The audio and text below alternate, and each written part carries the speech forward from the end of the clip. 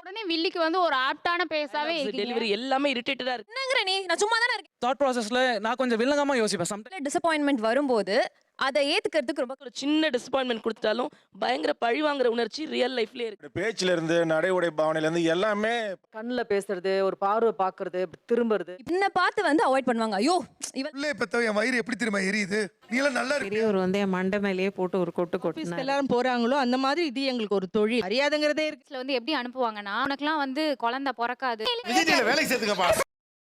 Villain அல்லது வில்லி அப்படின்னாலே அந்த வில்லத்தனத்தை ஆடியன்ஸ் வந்து இரிட்டேட் நம்பி இருந்து புருவத்தை தூக்கினாலும் எப்படி எரிச்சல் ஆவாங்க. அந்த காலகட்டத்தில் அப்படிதான் இருக்கும். ஆடியன்ஸ் கிட்ட ஒரு வில்லத்தனத்தை காட்டுறதுக்காக எரிச்சல் படுறதுக்காக நீங்க வச்சிருக்கக்கூடிய உங்களுடைய சிக்னேச்சர்.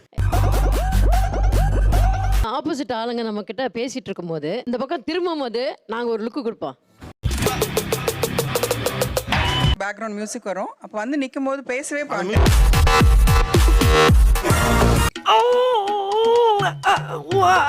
பப்ளிக்ல எல்லாம் கேட்டிருக்கீங்க, ஐப்ரோஸ் தூக்குனாலே அங்க ஏதோ வில்லங்க நடக்கும்னு தெரியும், வாட்டி அந்த ஐப்ரோஸ் தூக்கி காமிக்கிறீங்களா அப்படின்னு கேட்டிருக்காரு. அதுவும் இந்த ஒத்த பக்கம் மட்டும் தனியா துண்டாமே அப்படியே. ஐயோ அவனை சொல்லி நிறுத்துங்களேன்டா. அந்த டயலாக் முடியறப்ப கனமாக்கு அகைன்ஸ்டா ஒரு டயலாக் பேசிட்டு நக்கலா அவங்கள பார்த்துட்டு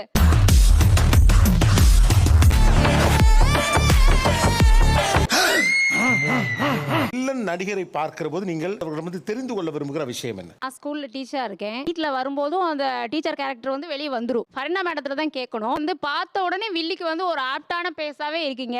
வீட்லயும் இப்படிதான் இருப்பீங்க, கொஞ்சம் சிரிச்சுட்டு கலகலன்னு இருப்பீங்களா? சீரியல் ஒரு 6 இயர்ஸா பண்ண பாரதி கண்ணம்மா 6 இயர்ஸும் அந்த முறைச்சு என்ன அறியாமலே நான் வீட்லயுமே முறைச்சிட்டே தான் இருக்கேன். அப்படியே கண்ணை புடிங்க தின்னு முடியும். முகரே பாரு முகரே. அம்மா, என் ஹஸ்பண்ட், என் பையன் என்ன எப்ப பார்த்தாலும் முறைச்சிட்டே இருக்க. சும்மா நான் போன் பார்த்துட்டு இருக்கும் போது கூட இப்படியே தான் பார்த்துட்டு இருக்கேன். எனக்கு தெரியாமலே ஃபேஸே முறைச்ச மாதிரியே ஆயிடுச்சு. ஷோல கூட மேடம் எல்லாரும் நடிக்கும் போது மட்டும் தான் வெளியா இருந்தாங்க. நீங்க உட்காந்துருக்கும் போதே வெளியா தான் இருந்தீங்க. உங்களுக்குள்ள அந்த வில்லத்தனம் எப்படி உள்ள இறங்கிருது? முறைச்சிட்டே இருப்போம். இரிட்டேட்டடாவே இருக்கும். நம்ம டயலாக்ஸ் டெலிவரி எல்லாமே இரிட்டேட்டடா இருக்கு. அந்த சீன் முடிச்சிட்டு வந்தோம்னா you will have heavy headache. கண்லேருந்து தண்ணி வந்துட்டு இருக்கும். ஏன்னா ரொம்ப சீரியஸா அதை உள்ள எடுத்துக்கிட்டு பண்றதுனால அது எனக்கு ரொம்ப டிஃபிகல்ட்டா இருக்கும். அவங்க ஏதாவது ஒன்று சொல்லிட்டா கூட சட்டுன்னு வரும். என்ன யார்கிட்ட பேசிருக்க, என்னை பத்தி உனக்கு தெரியாது, நான் வேற மாதிரி அப்படின்னு அங்க பேசுற மாதிரி இங்க பேசுறோம். வீட்ல ஒரு சின்ன சண்டையா தான் இருக்கும். ஆனா எனக்கு நார்மலா பேசுறத விட வாய்ஸ் வந்து into 3 தான் வரும். இப்போ என்னங்கற நீ நான் சும்மா தான இருக்கேன் அப்படினுவேன். அம்மா இப்போ எதுக்கு ராகினி மாதிரி இங்க பேசுற? 15 days 12 days வந்து நம்ம கண்டினியூஸா அதை பண்ணிக்கிட்டே இருக்கும்போது நார்மலா ஒரு கான்வர்சேஷன் பண்ணும்போது கூட அந்த சவுண்ட் வந்து டெசிபல் அதிகமாகுது சார். ஐயோ, ஒரு பைத்தியக்கார பைலட் அந்த நாடு மக்களும் மாட்டிட்டு படுற பாடு.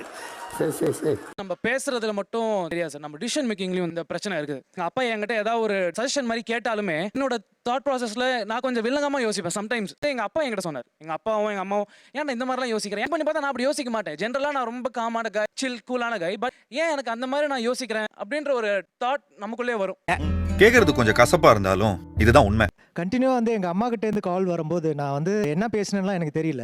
1 வீக் கழிச்சு அவங்க சொல்றாங்க வந்து நீ ரொம்ப ஹார்ஷா என்கிட்ட பேசிட்டே இருக்க. நான் ரியலைஸ் பண்ணேன் நான் வந்து அந்த கேரக்டர்ல இருந்து வெளில வரல. நெகட்டிவ் கேரக்டர் ஜென்ரலா பண்ணும்போது சார் டிசப்பாயின்ட்மெண்ட்ஸ் நிறைய வரும். இப்போ நாங்க ஏதாவது ஒரு அட்டெம்ப்ட் பண்ணுவோம், ஆப்வியஸ்லி அதில் நாங்க தோத்து போயிடுவோம். ஆப்போசிட்ல இருக்கவங்க ஜெயிச்சிருவாங்க. அப்போ நாங்க தோத்துக்கிட்டே இருப்போம். இருக்கீடா. அது என்ன ஆயிடுதுன்னா நிஜ வாழ்க்கையில டிசப்பாயின்ட்மெண்ட் வரும்போது அதை ஏத்துக்கிறதுக்கு ரொம்ப கஷ்டமா. அந்த ரியல் டைம்ல நடக்கிற ஒரு டிசப்பாயின்மெண்ட் 11வது டிசப்பாயின்மெண்ட் மாதிரி இருக்கா? அது என்னோட ஜர்னி சார். தோக்குறது என் ஜர்னி. முன்னெல்லாம் அம்மாட்ட ஃபோன் பண்ணி சாப்பிட்டியாமா, என்னம்மா பண்ற, இப்போ வந்து சாப்பிட்டியா, என்ன பண்ற, இந்த மாதிரியான ஒரு ரூட் பிஹேவியர் எப்பவுமே இருந்துகிட்டே இருக்கேன். பைத்தியமாயவே ரொம்ப நேரம் நல்லா பேசிக்கிட்டாரையா. சீரியலுக்கு வர்றதுக்கு முன்னால what kind of a girl? Very very very smile, ரொம்ப ரொம்ப சாஃப்ட் ஸ்போக்கனான ஒரு பொண்ணா இருந்தது. எதுக்கு எடுத்தாலும் ரொம்ப பிளசண்டா சிரிச்சுக்கிட்டே இருக்கக்கூடிய ஒரு கேர்ளா இருந்தது. 6 இயர்ஸ் இதை பண்ணதுக்கு அப்புறம் முறைச்சிட்டே இருக்க. சிரிக்கிறதுக்கு எக்ஸ்ட்ரா எஃபர்ட்ஸ் போட வேண்டியதா இருக்கு. பழைய சிரிப்பு எப்படி இருக்கும்? ஆக்சுவலி ரொம்ப இன்னசென்ட்டா இருக்கும். அந்த இன்னசென்ஸ் வந்து இப்ப ட்ரை பண்ணாலும் வரல. யாராவது ஒரு சின்ன டிசப்பாயின்ட்மென்ட் கொடுத்தாலும் பயங்கர பழி வாங்குற உணர்ச்சி ரியல் லைஃப்லயே இருக்கு எனக்கு. இதுக்கு முன்னால காயத்ரி எப்படி? பிசிக்கலி ரொம்ப சாஃப்டான கைண்டா இருக்கிறாள். இடத்துலயுமே இந்த நெகட்டிவிட்டி வில்லனிசம் கலந்து அது ஒரு சின்ன தப்பு பண்ணா கூட என்னால மன்னிக்க முடியல. 2.5 வருஷம் அதே பண்ணிட்டு இருக்கும்போது என்னோட பேச்சுல இருந்து நடை உடை பாவனையில இருந்து எல்லாமே பசுபதி தான். டீ கடையில போய் டீ கேட்கும் போது கூட அப்படிதான் இருக்கும். அதனால நான் வெளியில போறதை நிறுத்திட்டேன். என்னோட பசங்க கூட பேசுறதே நிறுத்திட்டேன். அதுனா அதுல எனக்கு ரொம்ப அப்ரிசியேஷன் நிறைய கிடைச்சிருக்கு. கேரக்டர் பண்ணும்போது சூப்பரா பண்ணிருக்கேன். நிஜ வாழ்க்கையிலையும் பசுபதியா வாழ முயற்சி பண்றீங்களா? ஆமா, அது ஏன்னா அதுக்கு அப்ரிசியேஷன் ரொம்ப அதிகமா இருக்கு. ரமேஷா என்ன வந்து அப்ரிசியேட் பண்ணது ரொம்ப கம்மி. வாழ்க்கையில ஒரு வசந்தமே பிறக்க மாட்டேங்குதுடா. ரமேஷ் எப்படி ஆளு, பசுபதி எப்படி ஆளு? ரமேஷ் வந்து ஆக்சுவலா ரொம்ப ஒரு மாதிரி செம்ம ஜாலி டைப், நிறைய ஃப்ரெண்ட்ஸ் அவனுக்கு. ஆனா பசுபதிக்கு அப்படி கிடையவே கிடையாது. ஃப்ரெண்ட் சர்க்கிள் இருக்காது. இருக்கிற ஒரு ஃப்ரெண்டே ஏமாத்தி கொண்டு இருக்கிறாரு. சகஜமான ரமேஷ் எங்க? ஆமா, 100% தெரியுது. நான் அதை தொலைச்சிருக்கேன். முதல்ல வந்து சாஃப்ட் கேரக்டா பண்ணிட்டு இருந்தோம் இல்லையா, எல்லாமே பாசிட்டிவா பண்ணி அப்பா கடங்கி எல்லாரும் கடங்கி அப்படியே ஒரு மாதிரி ஆயிடுறோம்.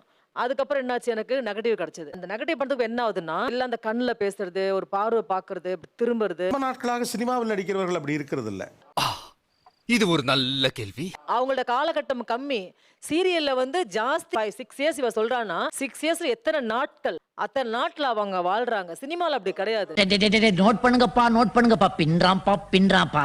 இப்போ சீரியல் வந்து 1 to 15 days எங்களுக்கு ஸ்லாட் அப்படின்னா 15 டேஸ்க்கு அப்புறம் ஒரு நாட்கள் இருக்குல்ல சார், அதை நாங்களா இருக்கும் போதும் எங்க கமெண்ட்ஸ்ல எங்களுக்கு கேக்குறாங்க, எங்களை திட்டுறாங்க. அப்ப நான் வீட்ல உட்காந்து பார்க்கும்போது அந்த கமெண்ட்டை படிக்கும் போது எனக்கு வாய் துடிக்குது. அதை நான் ஏன் பண்ணேன்னு உனக்கு தெரியும். அந்த கேரக்டர்ல இருந்து வெளியே இருக்கிற டைம் ரொம்ப கம்மியா இருக்கு சார். வில்லத்தனமாவே இருக்காங்கல்ல, இவங்கள அக்கம் பக்கத்துல பாக்குறவங்க ஃப்ரெண்ட்லியா மூவ் பண்ணுவாங்களா, வில்லத்தனத்தோடயே பாப்பாங்களா? என்னோட ஃபிளாட்ஸ்ல நான் புதுசா யார்கிட்டயாவது பேசுறேன், ஷிப்பா இருக்கணும்னு நினைக்கிறேன் அப்படின்னா டெஃபினட்டா இவ வந்து அப்படிப்பட்ட ஒரு ஆப்ஷனை வந்து கண்டிச்சு மாதிரிலாம் ஒரிஜினலாவே சொல்லியிருக்காங்க அபார்ட்மெண்ட்ஸ்ல. சும்மா ஜாலிக்கு பண்ணனே. இது ஜாலியா? இது ஜாலியா? எல்லாரும் கூடி இருக்கிற ஒரு இடத்துல இருக்கோம். பேசினா எப்படி ரியாக்ட் பண்ணுவீங்களோ, நீங்க ரொம்ப டாமினன்ட்டா, நீங்க நிஜமாவே ரொம்ப திமிரானவங்களா அப்படின்னு பல சூழல்கள்ல நான் தனிமைப்படுத்தப்பட்டிருக்கேன். என்னோட சீரியல்ல இருக்க என் கோஸ்டார்ஸோட வந்து வெளியே போயிருக்கேன். மத்த 2 பேருக்கும் 3 பேருக்கும் இருக்கிற வரவேற்பு எனக்கு கம்மியா இருக்கும். இப்ப என்ன பார்த்து வந்து அவாய்ட் பண்ணுவாங்க. ஐயோ இவளா லிட்டரலி அத ஃபேஸ்ல சொல்லுவாங்க. என்னைய ஒரு கொடூரமான விஷயத்தை கூட சொல்லிக்கிட்டு இருக்க. ஆமா, அங்க பேரம் பேசும்போது என்ன ஆகுதுன்னா, பாத்தியா அது புத்திய குழந்தைங்க காமிக்குது பாரு. என்ன பேசணும்னே தோணாது சார். ஒரு வில்லன் நடிகரால பேரம் கூட பேசிட முடியாதுங்களா? உண்மையிலே வருத்தம் தான். இந்த மாதிரி நீ வில்லியா நடிச்சேன்னா எனக்கு இப்போ யாருமே கல்யாணத்துக்கு பொண்ணே கொடுக்க மாட்டாமா அப்படி. அவங்களுக்கு மருமகனும் வந்தாச்சு, மருமகளும் வந்தாச்சு. ஆனா அவங்க 2 பேருக்குமே இவங்க கிடைச்சது அவங்க பண்ண புண்ணியம். நான் சொல்வேன், நான் பார்த்த வரைக்கும். படத்திறப்பு விழா செகண்டரி அட்வர்டைஸ்மெண்ட்ஸ்லாம் இருக்குல்ல, இல்ல நீங்க நெகட்டிவ் பாசிட்டிவ் கேரக்டர்ஸ் தான் வேணும்ன்ற நெகட்டிவ் கேரக்டர்ஸை ஒரு மெயின் பிராண்ட் அட்வர்டைஸ்மெண்ட்ஸ்க்கு எடுத்துக்கவே மாட்டாங்க. எல்லாரும் என்ன ஏமாத்துறாங்க. தெருவில் காய்கறி விற்பாங்கல்ல, அந்த அம்மா வந்து ரொம்ப சீரியஸா, ஏன் அந்த புள்ளைய வந்து பாடாப்படுத்துற? புள்ளைய பெத்த என் வயிறு எப்படி தெரியுமா எரியுது?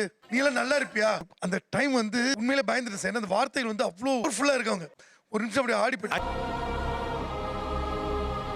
இப்போ 2002லேருந்து 2006க்குள்ளே நான் நிறைய அடி வாங்கியிருக்கேன். கோவிலில் போய் உட்காந்து ஷூட் எடுத்துட்டு இருக்கும்போது ஒரு பெரியவர் வந்து என் மண்டை மேலேயே போட்டு ஒரு கொட்டு கொட்டினாரு. தஞ்சாவூர் பெரிய கோவில்ல அப்ப நாங்க இருந்தேன். நான் தஞ்சாவூர், அங்க அந்த கோவில்ல இருந்து உங்களை அடிச்சப்ப நான் நேரா பார்த்தேன். ரொம்ப பெருமையா நீங்க மேட்ச்ல 6 அடிச்சப்ப பார்த்த மாதிரி சொல்றீங்க. இது உனக்கு ஒரு பெருமையாடா அப்படின்னு. சரோ அவங்களுக்கு கம்மியாக நடிச்சப்ப அவங்க ரொம்ப அவங்களை கொடுமைப்படுத்தினாங்களா, அதை அவங்களால தாங்கிக்க முடியாம நேரா பார்த்தோன்னே நல்லா வச்சுட்டாங்க. எனக்கு என்னமோ நீங்க அனுப்புன ஆள் மாதிரியே தெரியுது. டீடைலா சொல்றாங்க. என்ன சொல்லி என்னன்னா, பிரம்ம ராட்சசி எல்லாம் நன்னா இருப்பியா, நாசமா போயிடுவேன். சாபமான விஷயங்கள் வந்து நிறைய நான் என்னோட லைஃப்ல அனுபவிச்சிருக்கேன். அந்த மாதிரி சாபம் நம்ம வாழ்க்கையை பாதிச்சிருக்கணும் ஒரு பயம் இருக்கு. அது பயம் இருந்தது எனக்கு. பயப்படாத. கூட அதை நம்ப மாட்டாங்க. சீரியல்ல நடிக்கிற மாதிரி சினிமாவில் நடிக்கிற மாதிரி சும்மா அழறா பத்தியா அப்படின்வாங்க. அதெல்லாம் கேட்கும்போது மனசுக்கு வருத்தமா இருக்கும். இப்போ எப்படி ஆஃபீஸ்க்கு எல்லாரும் போறாங்களோ அந்த மாதிரி இது எங்களுக்கு ஒரு தொழில். மரியாதைங்கிறதே இருக்காது, அது வேற விஷயம். வாடி போடி அவளே இவளே. என்னங்க அர்த்தம்? இதோ தவறுங்க. என்னங்க அர்த்தம்? லீடை மட்டுமே ஃபோக்கஸ் பண்ணி நிறைய ஷோஸ் அவங்களுக்கு கொடுக்குறாங்க, ஸ்பெஷல் ஷோஸ். நாங்களுமே அவங்களோட தான் ட்ராவல் பண்ணிட்டு இருக்கோம். அவங்களுக்கு கொடுக்குற அதே ஈக்குவல் இது எங்களுக்கும் கொடுத்து ஷோஸாக இருக்கட்டும், நிறைய ஸ்பெஷல் ஈவெண்ட்ஸாக இருக்கட்டும், அதுவுமே எங்களுக்கு கிடைச்சா நாங்களும் ரோல் தான் பண்ணுறோம். Okay okay. உங்களுக்கு இவங்க கிட்ட ஏதாவது கேள்வி இருக்கா? இந்த சீரியல் பண்ணும்போது நான் பிரெக்னெண்டா இருந்தேன்னா க்ளோஸ் அப்ஸ் வச்சு ஷார்ட்ஸ் எடுத்தாங்க. பிரெக்னெண்டா இருக்கேன்னு வியூவர்ஸ்க்கும் தெரியல. கேரக்டர் பண்ணனாலும் என்னவோ எனக்கு டிஎம்ஸ்ல வந்து எப்படி அனுப்புவாங்கன்னா, உனக்குலாம் வந்து குழந்தை பிறக்காது, கெட்டவங்க யாரு அப்படின்ற மாதிரி வந்து எனக்கு ஃபீல் ஆகும். ஆன் ஸ்கிரீன்ல அவங்க வரும்போது அந்த உள்ள இருக்கிறதெல்லாம் அப்ப வெளியே கொட்டுறதோட சரி, மத்த டைம்ல எல்லாம் ஏதோ சீரியலை பார்த்துட்டு எடுத்துக்கிற இமோஷன்ஸ் எல்லாம் அவங்களுக்கு கொட்டி தீத்துட்டு நான் ஃப்ரீ ஆயிடுவேன். எனக்கு ஸ்ட்ரெஸ் ஃப்ரீயா இருக்கும். என்ன யாராவது டார்ச்சர் பண்றா, அத கேரக்டர் இவங்க எடுத்து பண்ணிருந்தா அவங்கள திட்டுற மாதிரி அந்த ஒரு எமோஷன்ல திட்டிடுறாங்கன்னு நினைக்கிறேன் சார். டேய் ஏன்டா கொந்தளிக்கிற? நான் வந்து ஒரு சீரியல்ல நடிக்கும்போது நிஜமாவே ஹீரோயின் வந்து 8 மாசம் பிரெக்னென்ட், அந்த ஹீரோவோட ஒய்ஃபும் பிரெக்னென்ட் நிஜ லைஃப்ல.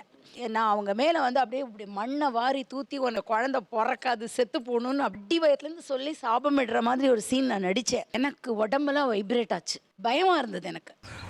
உள்ள அழுதுட்டு இருக்கேன். நான் அப்போ என்ன சொன்னேன், நீங்கள் சொல்கிற மாதிரி கிண்டல் பண்ணுவீங்களா என்னன்னு தெரியாது. நான் அத்தனை திக் தேவதைகளை ப்ரேயர் பண்ணினேன், பிரபஞ்சத்தை ப்ரேயர் பண்ணினேன்.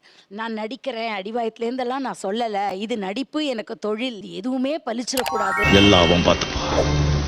அவங்க 2 பேருக்குமே குழந்தை நல்லபடியாக பிறக்கணும். அந்த சீன் முடிச்சிட்டு என்ன பண்ணீங்க? முடிச்ச உடனே நான் அவங்களெல்லாம் போய் கட்டி பிடிச்சிட்டு அழுதேன். ஏன்னா நிஜமாவே லட்டு மாதிரி 2 குழந்தையும் பிறந்து இன்னைக்கு நல்லா வளர்ந்து சூப்பராக இருக்காங்க.